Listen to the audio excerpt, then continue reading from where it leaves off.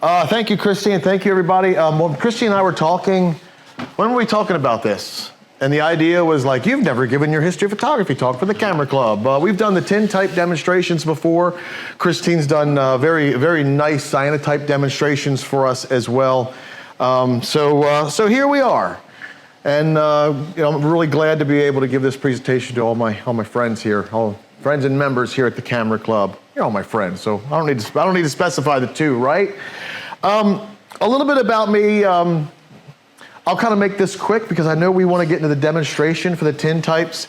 I gave up a 25-year IT career because Christine said, hey, why don't you do photography? And I was like, okay. And I happened to be in a great spot where I was in IT, where I was able to go to a lot of events and kind of really hone my craft. I've been a darkroom photographer since about middle school when the bug really hit me. I had one of the first digital cameras out there, hated it, went back to digital. And then when I was rebuilding the house and I asked Christine to move in with me, she was really the inspiration to get the darkroom back together. And a room of the house that I had set aside for the dark room and then said, we'll make that a laundry room, is now a dark room with windows that had to be blacked out and all that fun stuff. We demonstrate, teach, and practice pretty much every photographic process in history. And that is a big, wide breadth of stuff. And you may think, how is that possible? And the real reason is there's not that many emulsions. There's not that many chemicals such as the silver nitrate on my hands that really does the idea of photographic processing. And I'm not going to be able to get into too many things, but if anybody has any questions on those, I could definitely get into them. But that's something that we all do at a lot of different locations. In a normal year, about 50 times between spring and late fall, we're doing exactly what I just mentioned. We do a lot of things. We're very blessed to be able to do a lot of these things at the National Park Service, on a lot of historical locations. I think we just passed our 11th year giving the talk on the photography of Alexander Gardner during the Civil War at Antietam National Battlefield. And that is a very important place because this is where wet plate photographers would get to the battles about a week or two after the battles. So not only did Alexander Gardner, who was made an honorary captain under General George B. McClellan, he was there 2 to 3 days after on the bloodiest day, single day on American soil. So this is where we really believe is the birthplace of photojournalism. And this is Antietam. Depending on the north or south, kind of interesting thing. The north named the battles after geographical locations, so Antietam Creek, but the south would name it after the closest town. So depending if you're talking to a southerner or northerner, it's either the Battle of Antietam or the Battle of Sharpsburg, Maryland. And this is where we believe, I'm not going to show you any of the, Christine, could you move this window to the left a little bit? I'm not going to show you any of those images from Antietam Battlefield or the battle because they are very gruesome images. Think about it, 23,000 killed, missing, or wounded on that battlefield and the photographs that went along. I'll give you a quick background of Alexander Gardner, which was, he was under the employ of Mr. Matthew Brady, who we will talk about a little bit, and he sends these images to Matthew Brady. Matthew Brady exhibits them in New York as photographs by Brady, and the lines to look at this dumpster fire are around the block. A photojournalist would say, if Mr. Brady had not laid the dead at our dooryards, he has done something very similar to it. Problem is, these were photographs by Brady, not Alexander Gardner, Timothy O'Sullivan, some of the other photographers that were in Brady's employ. And some other interesting things here. It's a Tintype photo of Christine and I. We love demonstrating. I never really thought about it. We went to Harper's Ferry one day, and they said, how would you like to demonstrate this process? And I'm like, you're not going to say no. But I had no public speaking knowledge at that point or experience, so we really jumped into that and love it. On the left-hand side, that's at the Newcomer House, also on Antietam National Battlefield, but it is under the Heart of the Civil War Heritage Area people, where we give talks and do a lot of kind of make and takes like we did with the cyanotypes last year, at some point during this calendar year. And on the right-hand side, we picked a young, was it a young boy or young girl? I think it was a young girl we picked out of the audience, and Christine, and I'll tell Christine, pick somebody out of the audience to operate the camera. And I come out and she says, this is little Sophia, she's gonna operate the camera. I'm like, have you been trained in the photographic arts? No. Can you count to 4? Perfect, you're hired. And that's where that image on the right comes from. We're kind of in a weird time where you could say, oh, the guy's sitting and the lady is standing. That's pretty misogynistic. Remember, we can't judge history on our current values. The gentleman would typically sit. The ladies had just bought this beautiful dress. They're not going to have that dress viewed sitting down in a usually a very expensive photograph. I've never counted the amount of people, and at this point it's kind of a joke. I think it's 110, 115. But this is the most amount of people that we photographed with the camera. After the presentation, stick around and we'll kind of talk a little bit about the tilts and swings of the camera that make this possible and the depth of field of the lens. At this point, like I said, it's kind of a joke that I don't know how many people that is, so I've never wanted to count it because it would ruin my fun. If you came for Christine's cyanotype class or workshop here, this is something that she likes to do for the kids, make and take stations. She does a lot of kids workshops, but usually it's the adults that come and have fun anyway. She also does the anthotypes and lumen prints and makes pinhole cameras for the kids, which is perfect for a less toxic photographic process for kids. And then lastly, we don't really advertise weddings too much, so we really go and it's mostly like word of mouth, friends, family, because weddings are a severe pain in the butt. I enjoy hanging out of airplanes. This is Christine's cyanotype class from the camera club when we were back at the school. And then a gentleman over here, Ray Goodman, I believe was his name, holding his fresh ambrotype, which is the same as tintype but on glass. And I'll have this slide at the end of the presentation too, if you want to bring up your phone and do that. It'll take you to our website where you can see where we're at, website, YouTube, everywhere. Used to be on TikTok, but. All right, so we start off with a photography history. Now, when you think photography history, you think like, maybe 1700s, maybe 1800s. No, I really think that we may have started a little bit earlier. And I'll get back to this cave painting and tell you why I think that. Apparently I left it in. All right, so artistic likenesses were usually for the very wealthy or the very important. Paintings were very expensive. And we went from, of course, the painting to the left, very realistic, to something like that. But painters have always criticized photography in its early stages as a mechanical representation, no artistic qualities of it at all. And we're gonna prove that they kind of were a little out of line because a lot of the painters use mechanical representation as well. Let's go back to a Chinese philosopher by the name of Mozi. He developed a theory on optics, and he developed a Moism, which was a Chinese philosophy dedicated to logic, rational thought, and scientific development. And his theories on optics majorly was really that objects reflect light, and that light moves in a straight line. If we look here, he uses a rowboat analogy.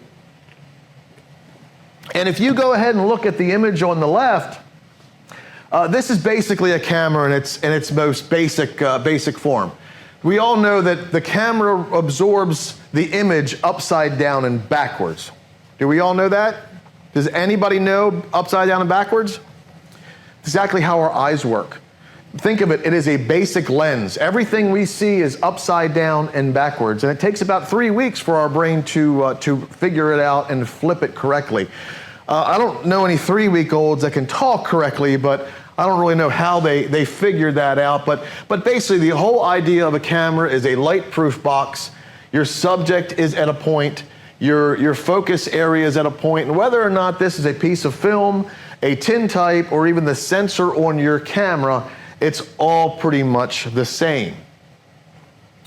Super stylish. This is a scientist. I got to look up his name. He's an early psychologist, George Malcolm Stratton. In the early 1950s, he developed an idea of upside-down glasses to test this theory. And he says that he wore the glasses, and after 3 days, he woke up one day and his vision flipped. It corrected the fact that these glasses were making this image upside down and backwards. He said that if he really focused, if he really thought about it, he could tell that there was something wrong with the image. Now, thankfully, you don't get, it's not a finite number of flips your brain gets to these images. He takes the glasses off, and within a few hours, everything kind of blends back to the correct orientation that we know of. Aristotle is a very interesting gentleman. He creates the camera obscura, and he notes that no matter the size or shape of the aperture, the sun will be displayed correctly as a round object. And then he's walking through the forest one day, and it's a solar eclipse. And this is a photo that I took in 2017 when we had that second to last solar eclipse. And if you look at that, all the little dots in the tree is creating representations of the eclipse. That's why I always tell people, if you're ever in a solar eclipse, look down. Think about what's going on around you. Listen to the bugs that thinks now it's night, and then all of a sudden you got a lot of noise. But that's one of the most interesting things, and that really kind of gets us continuing on with the optics ideas. This is, I'm not going to try to pronounce that name because, as you know, when I try to pronounce names at the contest, I butcher them. So I'm going to tell that this is a gentleman, his name was Latinized to Alhazen. He was a polymath, and he wrote that the image of the sun at the time of its eclipse demonstrates that when light passes through a narrow round hole and it is cast upon the plane opposite the hole, it takes the form.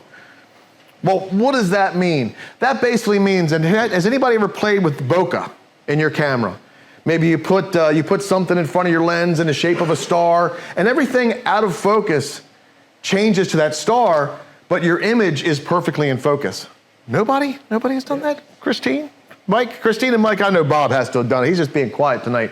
So think about this. If we have an eclipse and we have an aperture in our camera that is a star, it's still going to be the eclipse if it's in focus.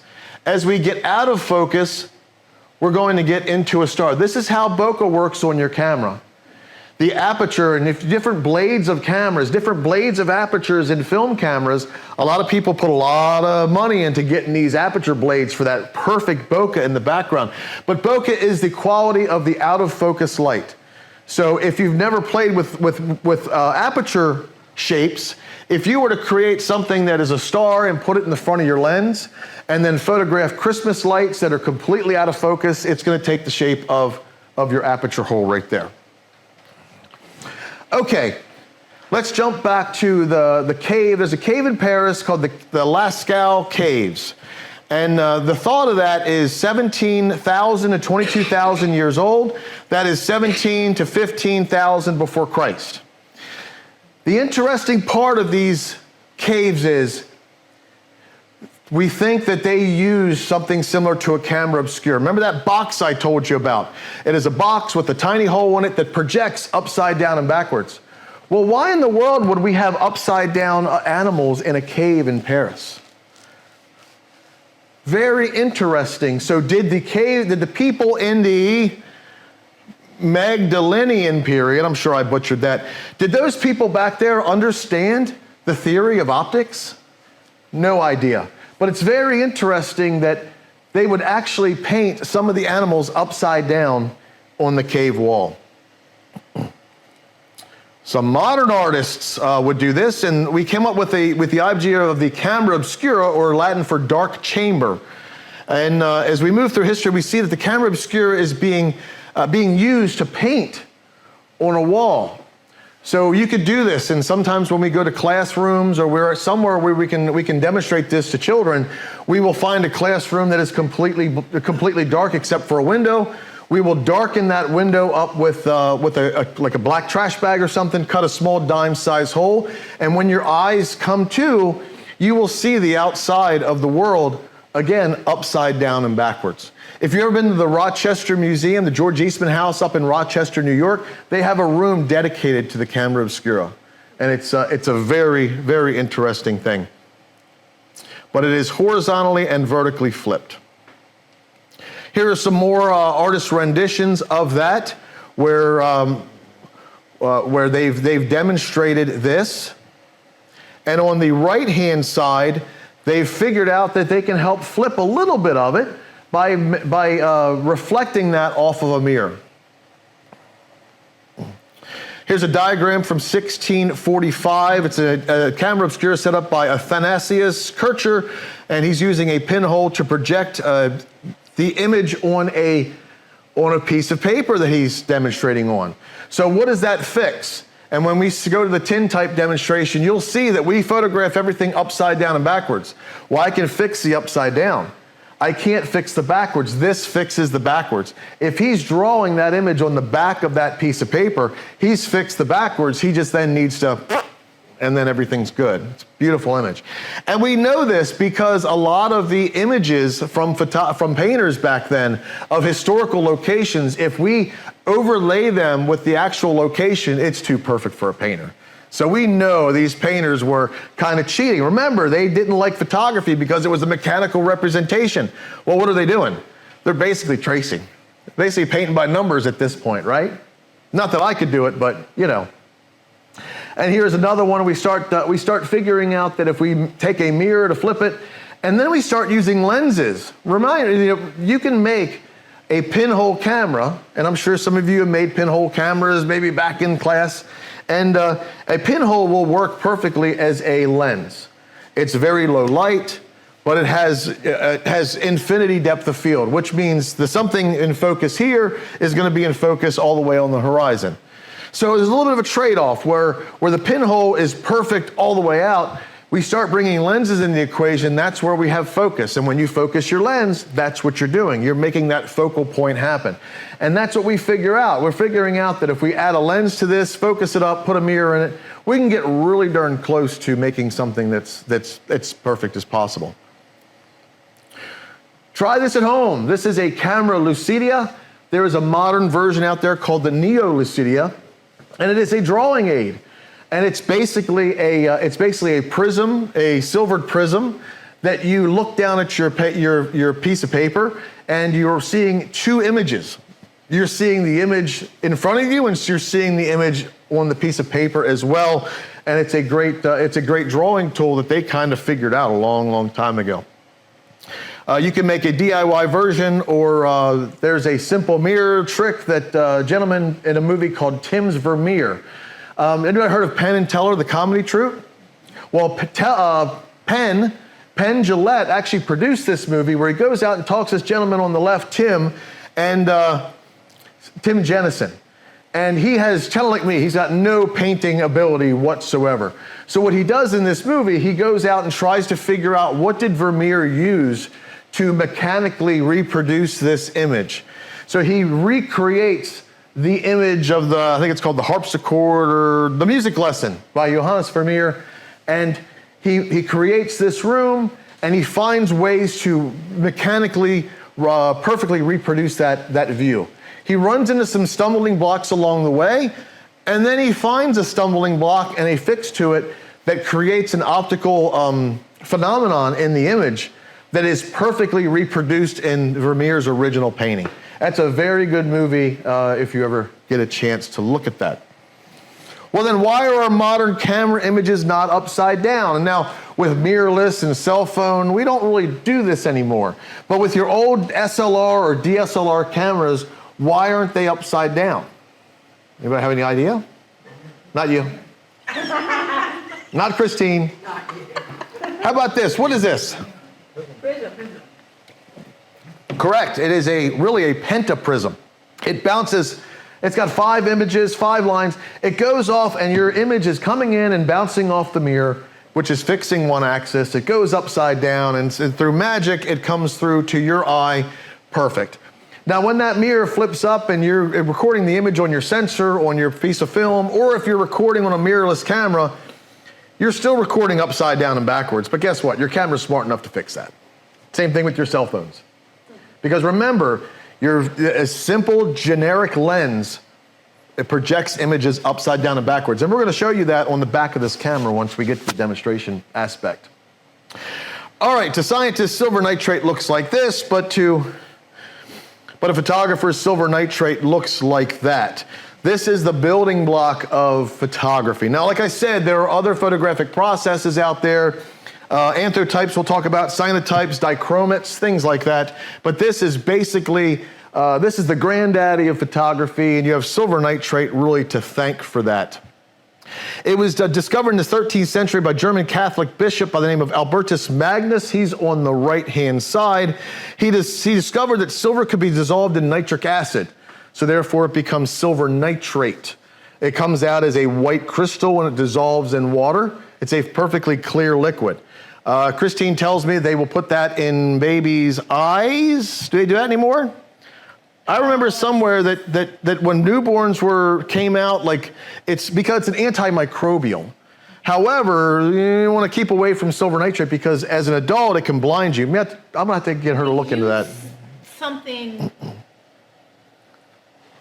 We use something in newborns. I don't think it's silver nitrate, but we do use silver nitrate on wound care. Okay. It's in a lot of the dressings that we use to help keep away chances of infection. Okay, I seem to remember something about in the eyes, but if silver nitrate splashes up in my eyes while I'm in my dark box, it's a very nasty thing. On the left-hand side is in the 1710, Johann Schultz. He discovered that silver nitric acid will create that silver nitrate again, and he will put that in a bottle with chalk, and he will put letters on it, and he realizes that light darkens this mixture of silver nitrate. Now, he wanted to figure out, is it light or is it heat? Because back then we had a lot of chemicals that we played around with that will darken in the presence of heat. He takes a bottle, he puts some letters on the outside of the bottle, puts it in the sun, and only where the sun touched does it darken, and where the letters were, it does not darken. We thought that it was kind of an interesting chemical because kind of like an Etch-a-Sketch, he would shake the bottle up and it would disperse. He thought that it was kind of like a repeatable kind of reaction, but it definitely is not. Thomas Wedgwood, we're talking now in the 1771, 1800, he experiments with these silver salts. He will take parchment and he will also take white leather, and he will brush this silver nitrate solution and will make what's called a photogram. Instead of a photograph where you're projecting an image on that, this is something where it's a piece of paper and you put a leaf or something over top of it. Where the light touches, it darkens, and where the light does not touch, it stays light. We did not have an idea of how to stop this process though. So a lot of the Victorians would actually do these and have candlelight parties where they would show off their photograms. Because the problem is where that leaf was, it's now exposed. What's light gonna do to that leaf? It's gonna darken it and darken it and darken it until the whole image is completely darkened. Remember, this is too slow to pair with the camera obscura. We don't know. At this point, we're not really working with lenses and this process yet. Now we have Joseph Nicephore Niepce. This is actually another way to make a photographic process. He comes up with a heliograph, and this image is the view from the window at La Grasse. It is at the Harry Ransom Center in the University of Texas in Austin. And what he did here, he's got a plate of pewter. He was a printmaker. He was a newspaper, you know, when you make the plates and you copy the plates, I can't remember what the name of it is. But he has these pewter plates, and they would coat these plates with asphaltum. And what this asphaltum did is they had to use these plates as quickly as possible, otherwise they would harden. So what Niepce figured out is, what if I put this in a camera that's got a basic rudimentary lens, and take an image with that, where the sun is solidifying that bitumen of Judea, the asphaltum, and where the sun is not hitting, it is not solidifying it. So this is the image he comes up with. Pretty good, huh? No. Sadly, it's not a very good image. It is. We don't know if it's faded by then or not, but he uses a oil of lavender, kind of like a turpentine, to dissolve off all the asphaltum that is not hardened. And if we take a better look at it, this is the image that it is. And this is the view from the window at La Grasse, and that is in, I'm going to mess this up, Saint Loup de Varennes, France. And he took this image between 1826 and 1827. The original thought was this took 8 hours to photograph.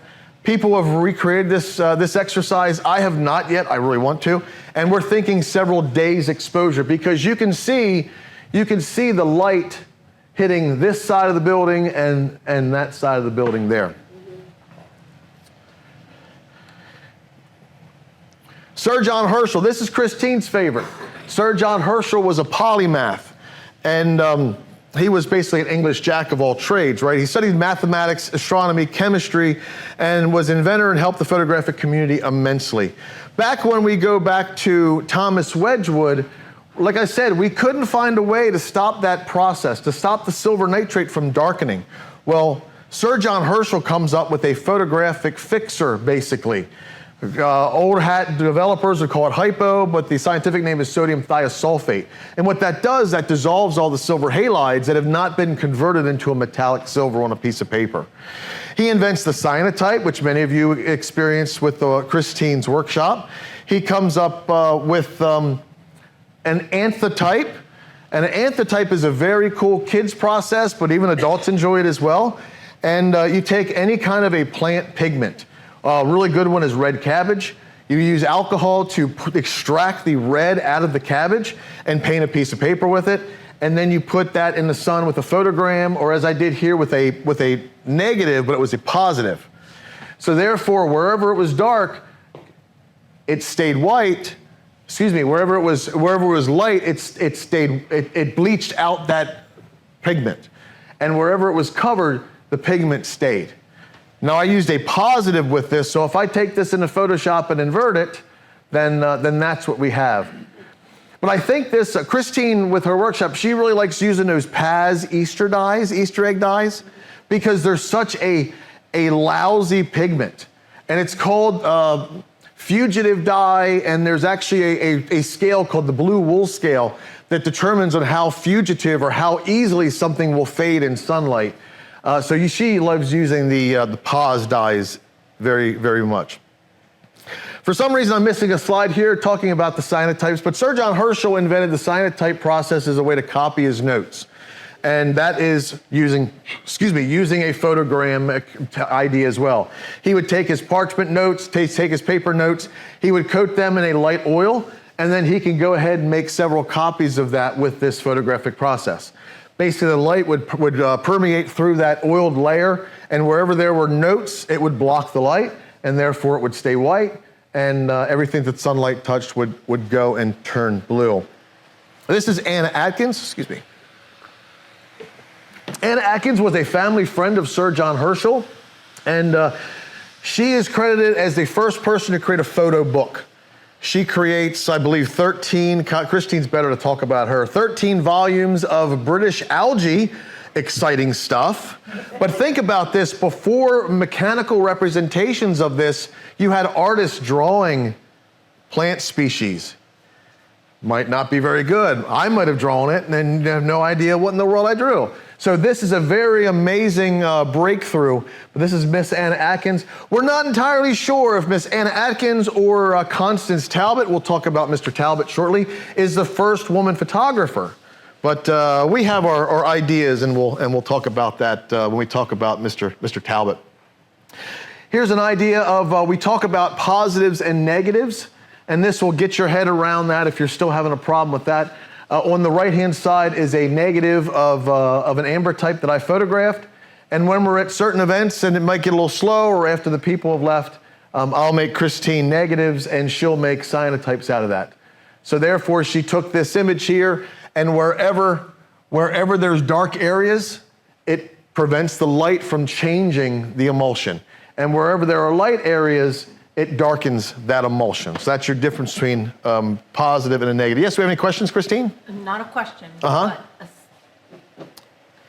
By the way, Sir John Herschel is the one who came up with those terms for photography, Yes. positive and negative. So that's another contribution by Sir John Herschel. Yes. I told you, Christine loves Sir John Herschel. Another thing Herschel kind of came up with was the idea behind lumen printing, although not directly. This is basically photographic paper, like talk about modern stuff that we would have in the dark room. And you would put a leaf or something on this paper, and just the idea of the sun just smacking this piece of paper with a lot of light, more light than it's supposed to handle, it will turn that silver nitrate to darken on its own. Wherever the leaves are, you're gonna have some coloration issues. And then if they're fresh leaves, as the leaves off-gas the humidity, it changes the color of the paper too. That's another kids class thing that she does that makes some really, really beautiful artwork. Okay, now we're getting to the nitty-gritty. Louis Jacquemont Daguerre, he was born in 1787, and he's an accomplished painter. He's experienced in architecture, theater design, and panoramic painting for these theaters in the round. He invents the diorama, and the first one opens up Paris in 1822. Louis Daguerre, he will partner in 1829 with Nicephore Niepce, who we had back there, probably farther than I really want to go, right? Nicephore Niepce. Him and Daguerre will partner. And remember, Niepce is working with the heliograph, which is that bitumen of Judea, and they will partner up together. Louis Daguerre will kind of start working on something on the side on his own, and that method is going to be called, what is that method called? Louis Daguerre.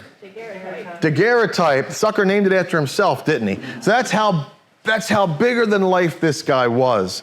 He will partner with Niepce, but Niepce will die in 1833. Niepce's son Isidore will kind of take over the partnership. Isidore is not one of those thinkers. Nothing wrong with that, but just not one of those real scientific thinkers. And Louis Daguerre will kind of pull away and leave Isidore in the dust as he goes to work on his new process.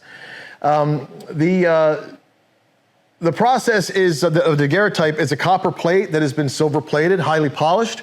It is then, think of silver and iodine. Silver iodides is what creates the image that it doesn't know what it is until you hit it with light, and then it chemically changes that.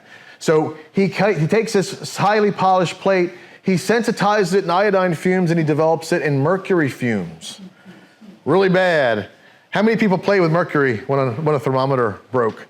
Yeah, anybody my age or older, I know you've played with it. But the thing is mercury we didn't understand. We didn't understand how dangerous it was to us. You've heard of the term mad as a hatter. Where'd that come from?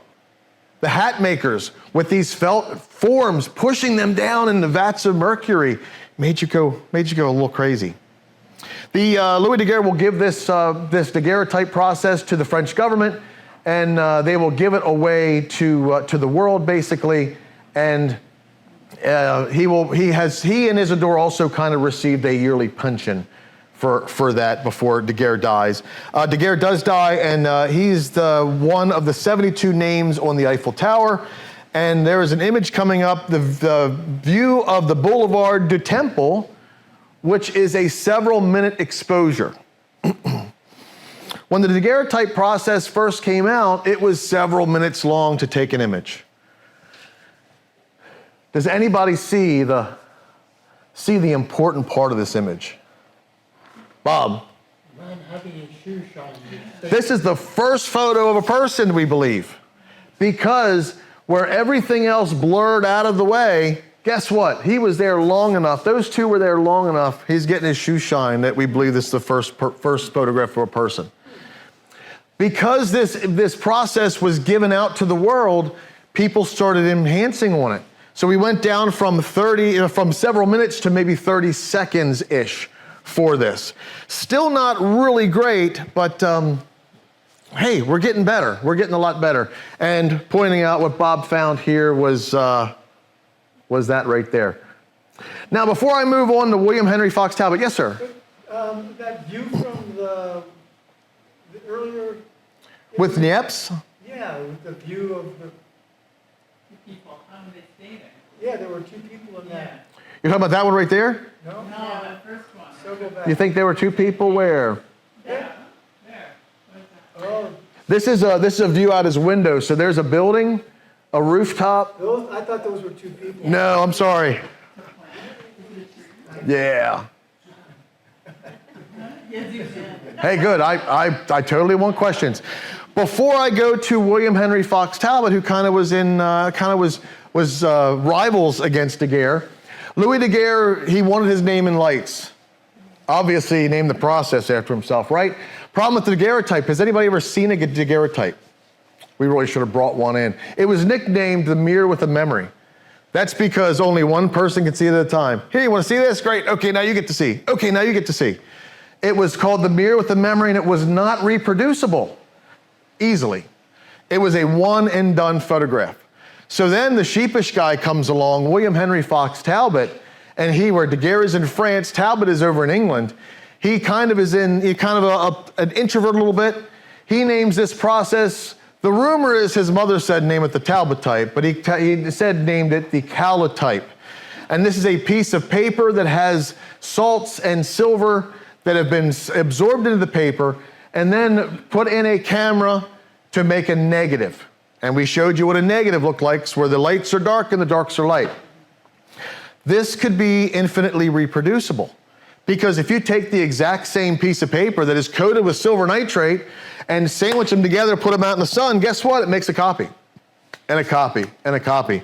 The only problem with this, and still we're early into the process, when you take an image and you paint it on a piece of paper, the silver will soak into the fibers of the paper, softening the image. If there were kind of mismatched fibers in the paper, that's going to show on this image. And when you make a positive from that, you're only doubling that softness. So that was a problem. Louis Blanchard Avard kind of will help with that. And this gentleman comes up with the idea of albumin printing. And this is basically what that is. Albumin is the egg white, not the yolk, just the egg white, with a salt in it. And when people would put that on a piece of paper first, it would create an impermeable barrier. Kind of like putting mayo on your bread so your bread doesn't get soggy, basically. So these images had the silver nitrate on the front without soaking into the paper. Basically, that's all that is. But very, very important. Now, my favorite, and the process you're going to see today, is all thanks to this gentleman here, Frederick Scott Archer. And he figures out the calotype process's problem, which was that it's soaked into the paper.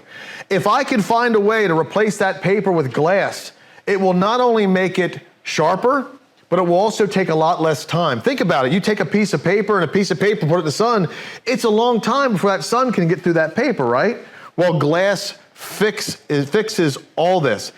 He's originally an apprenticeship in precious metals and in jewelry making.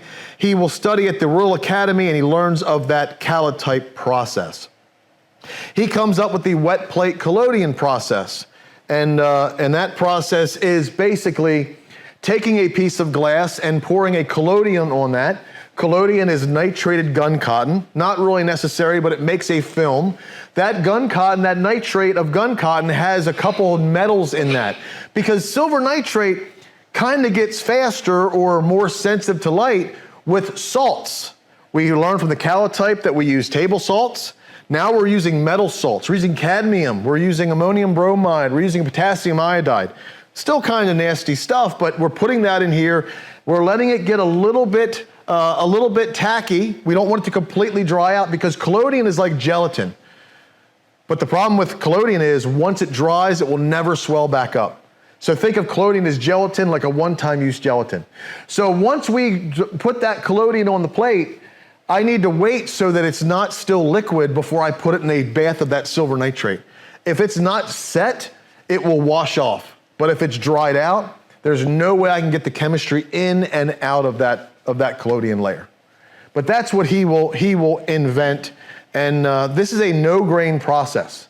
No grain whatsoever. Here's an image that we took during the pandemic. And this is Christina's daughter. Bridget. Thank you, Bridget. Thank you, Christine, if you're there. She was very, we were kind of looking at we wanted to do a photo, kind of like a series of photographs. And we had gotten the permission to go to the Maryland Renaissance Festival. And I put I made a sign that said closed and put it on the gate. This is how the image came out of the camera. What's the problem with that? You can read it. You can read the sign, so I made the sign backwards. I made the sign backwards on that. Let's talk about some terms with the wet plate collodion process. What you're going to see here is a tintype. And the way that got started is when Frederick Scott Archer first started, he would photograph people on glass. And he meant to make negatives. Well, then they realized if we photograph people on glass and then put black behind it, or if we photograph people on opal glass that already has black behind it, and we underexpose it, then we come up with a tintype or a positive amber type. And that is so that one person could see the image at all times. Everybody could see it. If I held it up, you all could see it. But the problem is it's not reproducible. It's no longer a negative. It's not dense enough for a negative, which is right here. Over here would be a perfect amber type positive, so that if I put that in front of black, it would be perfectly viewable. But the problem is I can't make prints from that. It's not dense enough. The blacks are not dense enough. Over here, this is a negative. If I put that in front of black, it would be completely blown out. But that makes perfect prints every time. We all understand the difference between amber type positives? Yes? The one on the left, you said it's not dense enough to reproduce. How is that different from slides? Are they positive? This is still a negative process. But the thing is if I put that in front of in front of something black, the silver is going to be lighter than the black. So therefore, even though it is a negative, it's still going to look like a positive. Christine, if you want to pass a couple things around, you can. These are tintypes that Christine's going to pass around. These are our demonstration plates, so don't worry about touching them or anything. But everywhere you see silver, that's the emulsion. So the fact of the matter is the silver of the sky is dark, but silver is lighter than black, so therefore it looks like a positive. Where slides are very similar, but the problem is during the development process, you actually reverse. You actually reverse everything so that where the light touched, you're bleaching it out and you're kind of moving it. You're kind of inverted. It's a lot more difficult than that, which I'll be happy to kind of move on to. Time travel. It is. And those images are images that Christine and I photographed over the last couple of years. And yes, the one does have a ghost in it. Oh, she gave you one of the ghost images. That's great. Samuel B. Morse. What is he famous for? The Morse code. And what else? Telegraph. Morse code and a telegraph. Well, he learns the daguerreotype process from Louis Daguerre over in France. He will come back and basically teach this guy, Matthew Brady, how to be a daguerreotypist. Matthew Brady is kind of like the Annie Leibovitz of the day. He's the big names in knife. Brady of Broadway, they called him. Matthew Brady will start working in the daguerreotype process, move over to Frederick Scott Archer's wet plate collodion process. Matthew Brady had the idea that why don't we photograph the war, Civil War? And I'm actually jumping ahead. Matthew Brady, we're not sure where he's from. In the first New York census, he says he's from Ireland. In the second, he says he's from Warren County, New York. There was a big anti-Irish sentiment back there, so it's possibly likely that he really was Irish and immigrated over.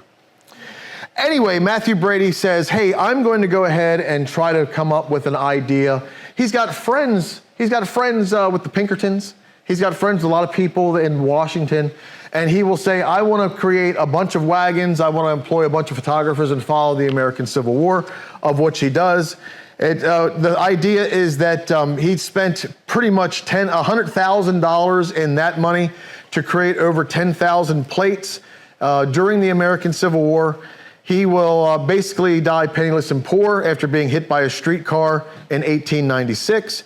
The United States government will give him basically $25,000 in 1875, barely a dent in what he was in debt for.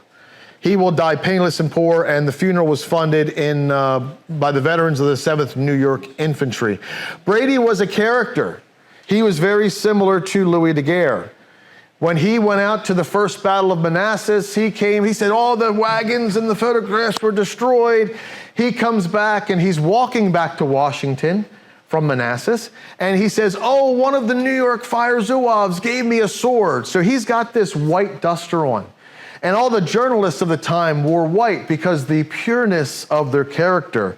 Boy, I wish we had that nowadays. But he came back to his studio and immediately posed with the sword sticking out of the duster and photographed himself. But he was definitely a character. We talked about Matthew Brady and we talked about Alexander Gardner. Alexander Gardner will leave Brady's employ and takes a couple of his other photographers after the Battle of Antietam. Alexander Gardner will finish up the war. But we have Alexander Gardner right here. He was born in Scotland. He ends up purchasing the Glasgow Sentinel in Glasgow, Scotland, and he will go to Hyde Park in London to the Great Exhibition, where he will meet Mr. Matthew Brady. Matthew Brady, we're not entirely sure again, did Matthew Brady pay for his family to immigrate to the United States, or did Alexander Gardner come to New York and seek employment with Matthew Brady? We're not entirely sure. Alexander Gardner is an amazing photographer for imperial-sized plates, big plates. And remember, the who's who of everybody is going to this studio to get their images made. Alexander Gardner will then be put in charge of the Washington studio for Matthew Brady. The image that is on the $5 bill of Abraham Lincoln is a Alexander Gardner image. He will photograph the hanging of the Lincoln killing conspirators. He will basically get out of photography and he'll travel along the railroad photographing the Continental, the railroads meeting up. And he'll photograph a lot of the Native Americans as they come to Washington for peace talks. And then he will kind of get out and get into insurance business. He does not die penniless and poor like pretty much everybody else did. Where are we at? After the war, yeah, we already talked about that. Gelatin versus collodion. I talked to you about that already, where collodion, once it dries, it's done. Once gelatin, but gelatin, which is what your modern films and your modern papers had. And we started with that in the early 1900s with safety films and things like that, once we moved out of the nitrate films. And the problem with that is gelatin has grain, where collodion never had grain. So if you go in the Library of Congress, which I recommend you do, loc.gov, and you look at some of these tintype and ambertype images, you're going to see detail that's amazing. Thank God for these images, because we didn't write down how we dressed ourselves. It was known in the 1860s how we did this or that. So a lot of historians go back through these images, blow them up really big, and figure out a lot of things that we don't know because we just didn't write it down. Alexander Gardner and Matthew Brady, they did not photograph positives. They all photographed negatives. They were in it for the money. They wanted to sell these images. American public, once the war was done, didn't care. Didn't care at all. Another term is panchromatic versus orthochromatic. Panchromatic is basically, orthochromatic is basically what we're using today, which is red light. It does not see red light. So therefore, in my dark box, I've got a red cheater light.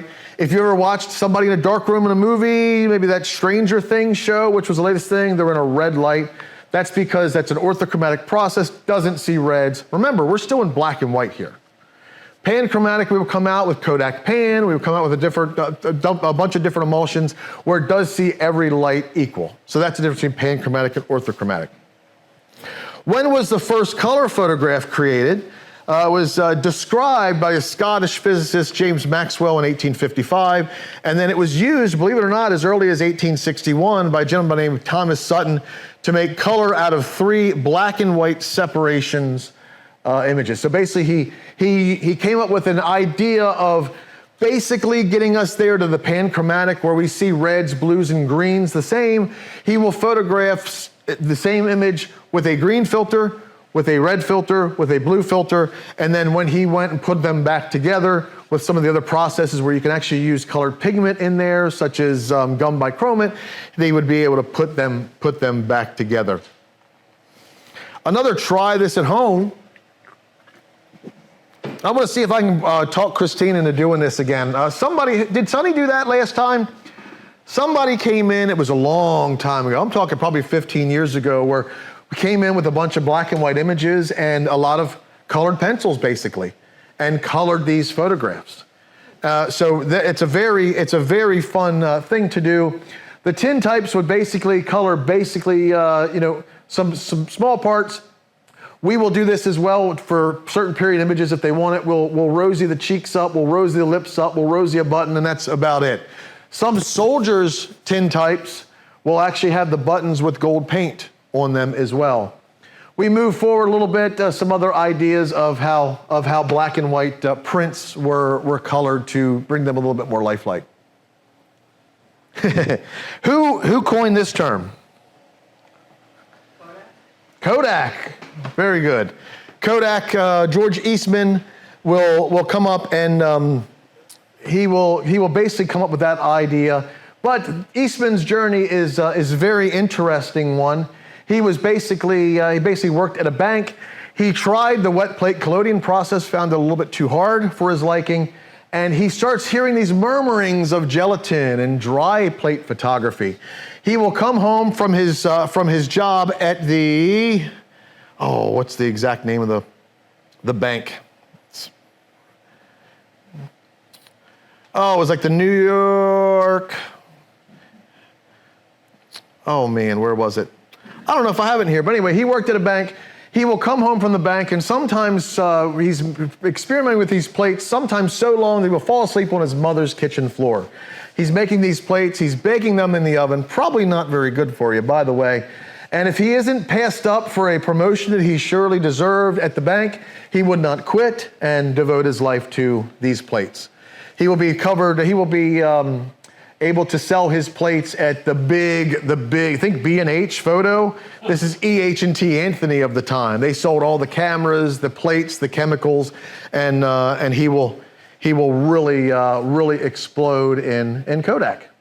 And in fact, if I remember correctly, he's got 2 stars two stars, the only person with 2 stars on the Hollywood Boulevard, one for, actually it's the same achievement. Both recognize the same achievement, so yeah, pretty interesting. Transparent film he would create, which will help Thomas Edison perfect the kinescope, and that's the predecessor of the modern motion picture. George will amass a great fortune and donate more than $75 million to the advancement of education, mostly in the musical arts. And in the final 2 years, his health begins to deteriorate. His mother had lumbar spinal stenosis. He saw mom deteriorate and deteriorate. If you ever go to his house up in Rochester, he built this house for his mother. It was like one of the first houses to have an elevator in it. I mean, that's how much he just devoted this house to her. She will pass. George will continue on with his life, and then on March 14th, 1932, George, as I said, George sees himself going down that same road. He calls a meeting of the board of Eastman Kodak. He asks everyone to excuse him, and they hear a single gunshot, of which he leaves a note to my friends, my work is done, why wait? Terrible. Another terrible thing for Kodak, guess who invented the first digital camera? Steve Sassone of Kodak. We're coming out with these little CMOS sensors. So Steve is given a CMOS sensor and says, hey, see if you could do something with this. And it's a CCD sensor. He will come up, and it's December of 1975. The camera was 0.01 megapixels, and it was recorded on a cassette tape. The image took 23 seconds to capture the image, and then the same amount of time to display it back on a monitor. Kodak will decide to keep Steve on the project, which he will continue to make advancements in the camera. Kodak will eventually scrap the project because who would ever want to look at an image on a screen? Kind of crazy, huh? Never had an intention. So with that, how are we doing on time, Christine? It is 8:02. So with that, I want to say thank you guys for listening to me ramble. We're going to go ahead and do an example, a Tintype example. Thank you. I'll bring that back there if anybody wants our socials there. I'm going to bring the light up, and then Christine, can we move over to the other camera? All right, because you're all photo nerds, and you're all welcome to get up and walk over here or stay there, whatever's more comfortable. Because we're all photo nerds, as we go through the process, we get better and more sensitive on our photographic emulsions. The problem is this photographic emulsion still really needs the sun. So when we are photographing indoors, we need to capture the sun, otherwise it's going to be very, very difficult or a very long exposure. So I'm going to warn you, this is going to be a bright flash, but this is what 10,000 watts of studio strobe looks like. Yes. Now, the thing is when we first purchased all these lights, 5,000 watts each, pretty much 4,800 watts each, Christine and I said, Christine, this is what we should do. And she says, okay. We stared into the lights and popped them. Because the problem is, think about it. We photograph people, we photograph kids, we photograph animals. You know, we wanted to make sure it was safe. So it is safe. We don't recommend looking at the lights. I swear to you, if you stand here and you pop a light in front of you, it kind of feels like you're getting pushed a little bit, but you're definitely gonna not be cold anymore for the rest of the day. So what I'm going to do is, Christine, do you want to bring up everybody? This camera here, this is our indoor setup. When we are out at an event, the camera's not on us. When we are out at an event, just rotate the camera, Christine. Just physically rotate the camera, Christine. When we are at an event, we've got to have high authenticity standards. We set up a canvas tent, we dress like 1860s, and we use bottles and we use all sorts of things to try to stay in that period correctness. This is our indoor setup. First of all, so that we don't stain any floors that we go to, because they put us on carpet a lot of times, and not kind of messing up the floors as well with a wooden tripod. This camera is a 1910 5x7 camera. The lens on it is from 1868. Christine researched the inscribing on the lens and found that out. Christine, do you want me to stand there? I'll let you get them set up. Explain the camera. Are we going to forward them in? Susan. I'll stand here first. Let me stand there first, because that way they're not staring at the light while everybody takes a turn at the camera. Okay. Christine's going to get me focused up. I'm going to try to get them focused. Try. Glasses. Is that holding your head still? Yes. Because of the length of exposure? Yes. Everyone thinks that the head brace. Christine, you need the microphone, dear, for our online audience. Sorry. Is that an authentic head brace? This is a reproduction of an authentic head brace. Everyone thinks that the head brace is for Come over here, Christine. the post-mortem photography. But the dead don't move, the living do. And you'd be surprised how, even if it's just a second or two, how much you can move in that time. And so even for our indoor events, we tend to use the head brace. One, in case we have to replicate the plate, we don't have to figure out where to put the people again, because at least one person is on a head brace. And the lights are instantaneous, but we tell you 3 seconds, because we don't want you anticipating when that bright light is going to come off if you know about it. And so we watch you and we say 1, 2, 3. Okay, let people look in the back. But Y'all focused up? no. Can someone hold this? Oh. Ed would have held it for you. I'm sorry.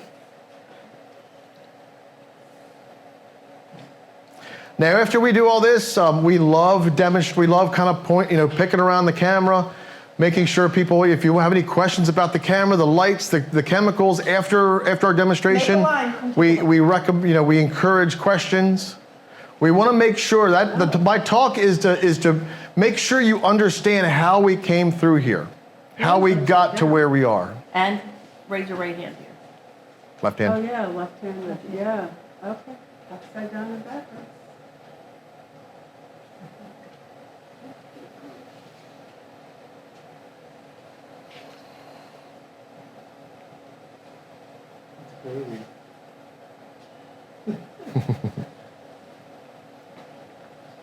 And for everybody online, we're just going to let everybody take a look to the back of the camera, and then we'll get moved on to the demonstration. And we're going to show as much as we can online as well.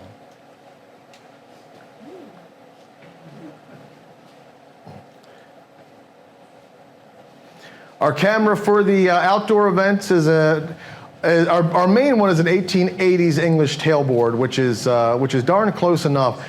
The problem with wet plate collodion is that the silver nitrate is very, very corrosive. It destroys cameras, it destroys the wood, it destroys the metal. So any wet plate collodion real camera out there that still exists, I sound like Indiana Jones every time I say this, but it belongs in a museum. Are we ready? Okay. I'm going to go in and pour a plate. Christine, would you like to explain? Okay. John is all of the tin types we use. The only thing we do that is not period correct is we use aluminum trophy plate. Therefore, it can't be passed off as an original. Originally, they would have used an iron japanned plate. And while we can make those and do occasionally make a couple of them, it is a lot of work to make just one or two.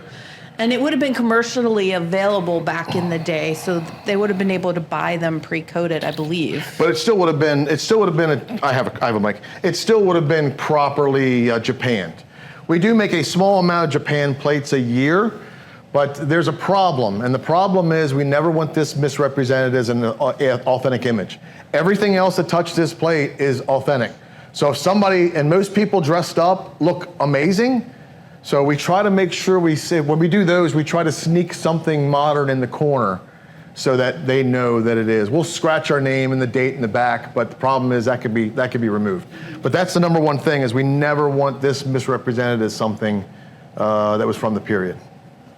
So now he's going to take his collodion, which is what sticks the image to the plate, and what holds the silver nitrate, which is what darkens in light. This is that collodion, the nitrated gun cotton, that has the metal salts in it. It also has ether.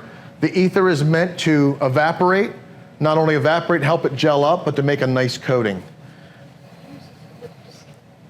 So that is the smell that you'll get. You're gonna smell ether. How come it doesn't use gloves?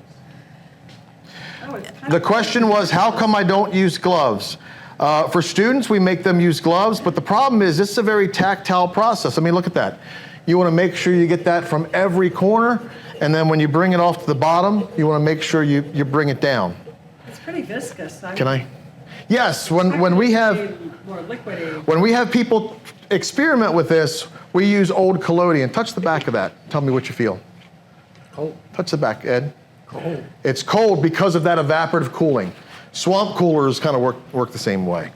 So the thing is I don't want to put this in too quickly, but I don't want to wait too long either. So what we usually do is put our fingerprint on the back. It's still not ready to go. We put our fingerprint on the corner, and if it pulls the stuff away, it's too wet. If it doesn't leave a fingerprint at all, it's too dry. So I'm going to put a fingerprint on there. It used my fingerprint. This can now go in the silver nitrate bath. And it'll sit in the silver nitrate bath for 3 minutes.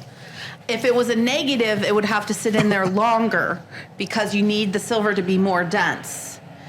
And so that's the difference between, you need to know what you're making, but tin types are always going to be positives. It's only on glass that you can do the negatives because obviously you can't put it on something else and see through it. Yep. So did And- you already take the image? No, not yet. I've started the first part of the emulsion, which was that collodion and the metal salts. Now that it's gelled together, I put it in the silver nitrate bath, which is a clear bath, but you'll know if you have silver nitrate on you. And that silver and the metal salts will make an emulsion. Okay. When I pull that out, I'm going to pull it out in a red light. Remember, it's not red sensitive. So that's a problem, and we'll get Christine to talk about why red is a problem with Civil War images in a second. But when I pull it out, it'll be kind of cloudy. I will then make sure I get the silver off the back, drain it as much as I can, put it in a light-proof holder, and then I'll bring it out to the camera and make the image. John was saying how it not seeing reds can be a problem. What is one of the number one things we think of women in black dresses in images?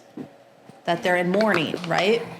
But if reds turn out black because it doesn't see it, the dresses could be red, orange. We've even seen ambrotypes or tintypes of lemons that look black.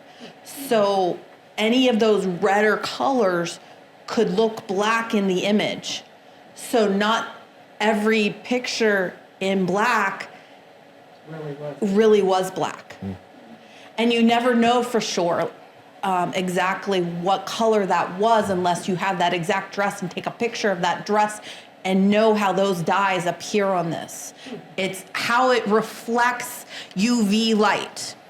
That's what this image needs, and that's why these lights are so bright. Normal light won't do it. You see those magnesium flashes, and people think that that's what they used for light in this period. They're fun though. They're fun, and they get people's attention, but it is a myth that it was used for this process. It can be used, but the problem is it's not ideal. It's not ideal. I just like it because we get to play with explosives. So when they went through a process of trying to colorize old black and white movies, how did they know how to It's difficult. create? Or is Because it the a lot of problem, I'm creativity? not a fan of colorizing. Yeah. Because unless you could find that unit's jacket and then find a place that's not faded, you don't know what that jacket color was.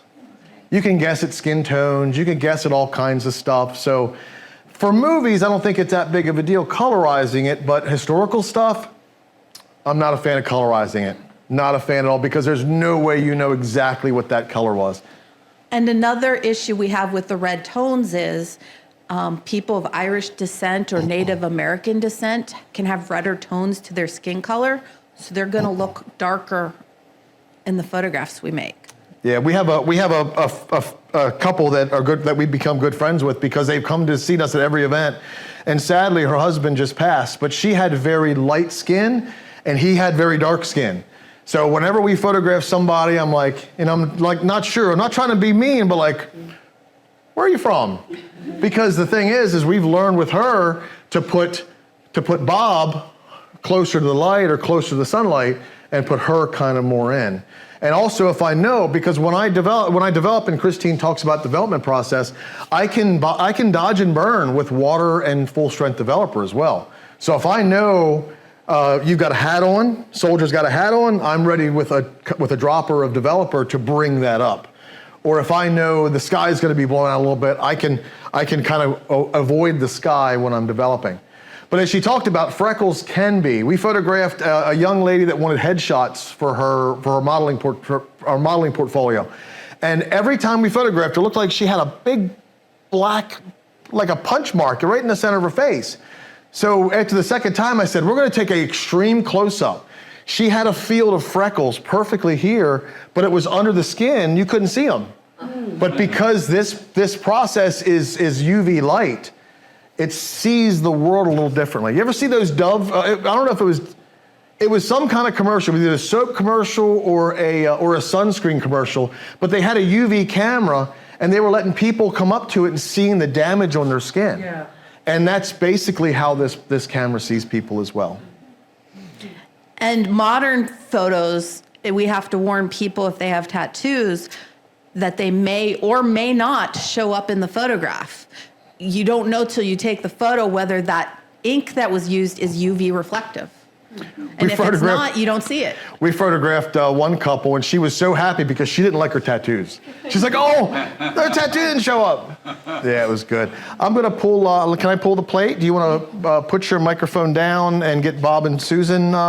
We're volunteering Bob and Susan for a plate. We need to adjust our. The only thing you may have to do is your glasses are gonna have UV coating on it. So if you have them on, you won't see your eyes. Modern glasses, they put UV coating to protect your eyes. That's another problem, because if we have somebody doing the Civil War or the historical thing, and they have glasses that are not period correct, they could come out as sunglasses. And I've got a little UV card that I usually have in my money box that I could put the glasses underneath. No, these are perfect. These aren't going to have it. Let's test them. Oh, there it is. Hold your head. But the problem is, if you had sunglasses back then, it was kind of a sign of syphilis. You'll be fine. So you don't really want It that. might be a little later. Maybe towards each other just a little bit. Susan, you look different without your I glasses. know, that's the advantage of this. Bob, you Put look that real in the stiff. newsletter, nobody will know who I am. Hey, Connie. No, you don't smile, right? Because it's a period, you're very. Oh, it's a modern photo, so it's okay. Christine, you want to double check? You don't have glasses on, do you? Glasses. Well, gee, I'm going to have to hope. Wear readers. Focus the camera. Bob, are you back on the head brace? Yes. Okay. Don't push your head forward. Hold your head back in. There you go. Yep.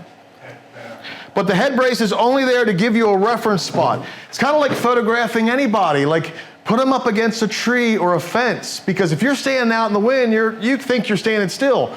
But as soon as you have a reference to feel that you're moving, you can help counteract that. Christine, I'm going to pull the plate. Okay. What's interesting, what you see here is the grain through the lens of the camera. That is the ground glass. Christine, you want to explain that? There's a grid on the ground glass, so we know we take different sizes of photos, and you'll see that we have demarcated. What is ground glass? Ground glass is what is used to allow us to focus the camera.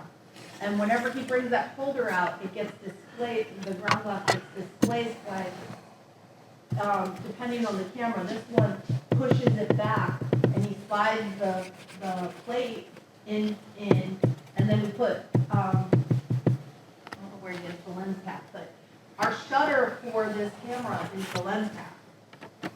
And so you can't get it so that it's a really fast shutter speed, because you want to know what moves your shutter?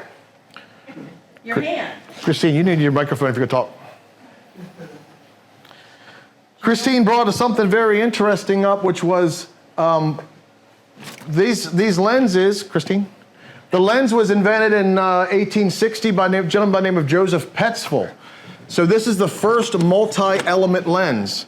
Before, we had lenses that were basically very slow.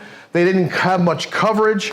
But this is 4 glass elements in a different array that not only makes a lot more light come through, but the problem with this lens is, and we're not going to see it here, is the fact that it has very swirly bokeh.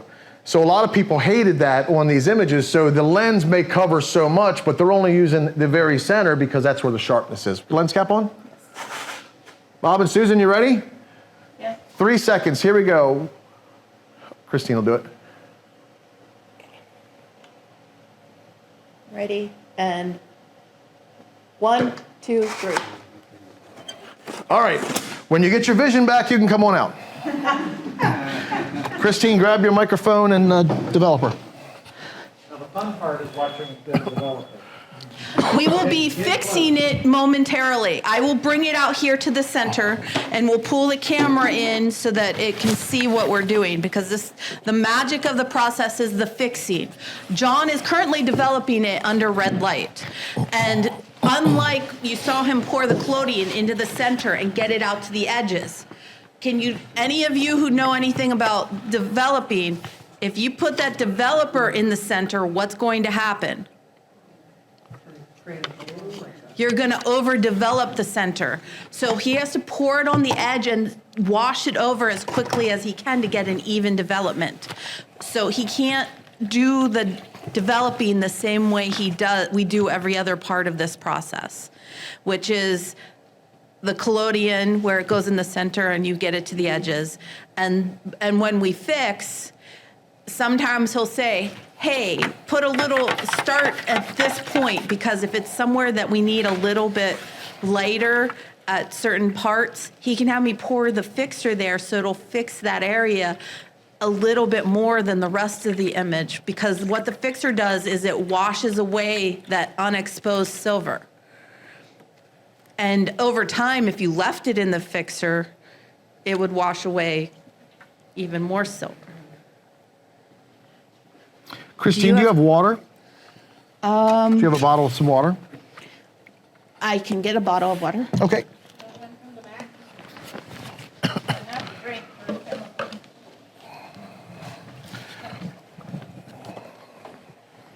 I do. Okay, perfect. Nope, you're good. Put it up here until you're ready. Okay.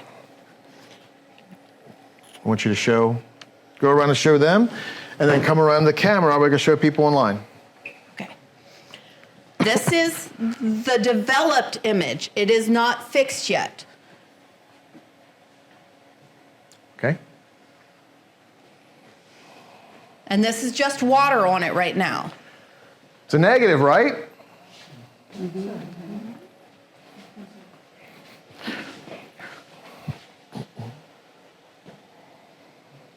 John, if you were in the 1850s. Did you guys get and to had a see? Studio and you had to go through the Yes. process of You're preparing backwards. the plate, Uh-huh. how much in advance could you prepare the plates knowing that I've heard the you word. were going to come in for 5 or 6 shots? I had a good question of if we were back in the 1860s, it's the same as right now. How early do I need to know if somebody's coming in for a plate? Matthew Brady and Photographic Studios, they're always going to have a constant stream of this chemical coming up. Every chemical in here does not expire except for that collodion. The collodion gains iodides, and it gets redder and redder and redder, and therefore the contrast and the feel of the image kind of goes down. So what I do is I order chemicals a month in advance. I mix the chemicals 2 weeks in advance so that they're ripened for my event 2 weeks after, if that makes sense. The photographers back there, they're constantly mixing and mixing and mixing, but now when we get into our summer where every weekend we're making plates, then we're good. But kind of starting out, it's a little bit of mental gymnastics. The silver nitrate bath lasts forever. I just have to get the alcohols out, the ether. I've got to filter it, and then I've got to add silver nitrate to it. And silver nitrate's very expensive. Very, very expensive. Thankfully, silver's coming down, but the nitrate aspect of it, the chemical house is making it, it takes a while for it to follow. Everyone gather around me. This is the part you want to watch. This is the magic of this process. So everyone get close. You want to see this plate. And it doesn't take long. Okay, is everyone ready? Yep. On their heads. Oh, wow. Wow.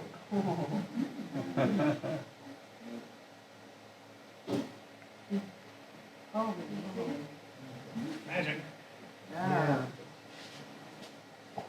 That is photographic fixture. This is what Sir John Herschel invented. It takes all the silver that was unexposed, undeveloped, and it dissolves it away. Now what you're seeing there is you're just seeing silver. You're seeing a negative image, but because it is silver, it's lighter than the black.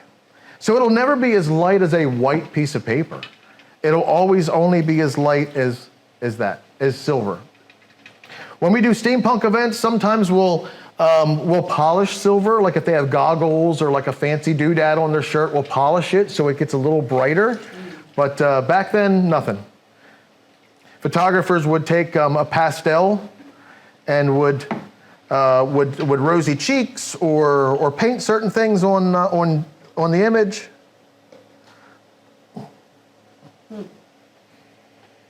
I've got reflections, Christine, trying to get everybody to be able to view online. How long does it have to stay in the water now? I think that's good. With this particular fixture, we just let it soak for about 20 minutes. Oops, I'm sorry, Ed. But there are other fixtures that we use that you have to have under constant running water for up to half an hour.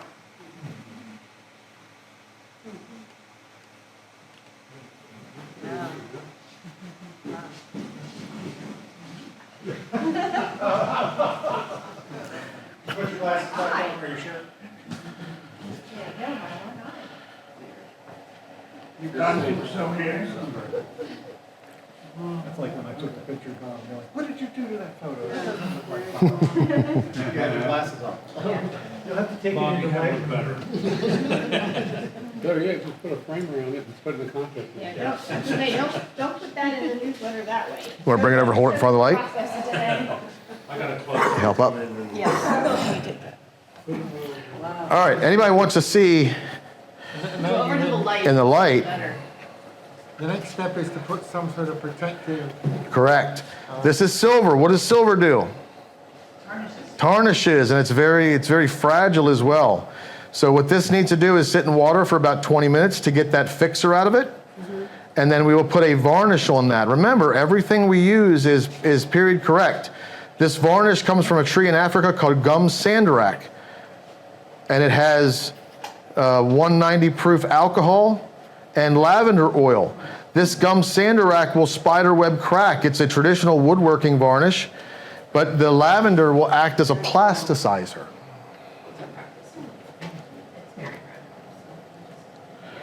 Trying to pick this up for you, Ron. There you go.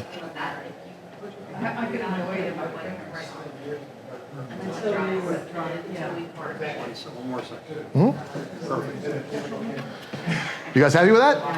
Awesome. There you go. Yeah, we did a test plate to make sure. Cool. Okay.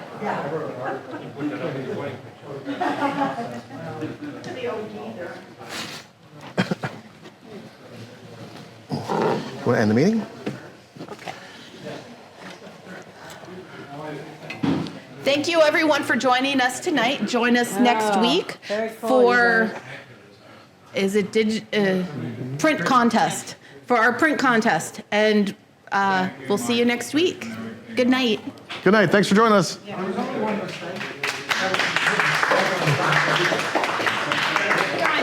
about death photography.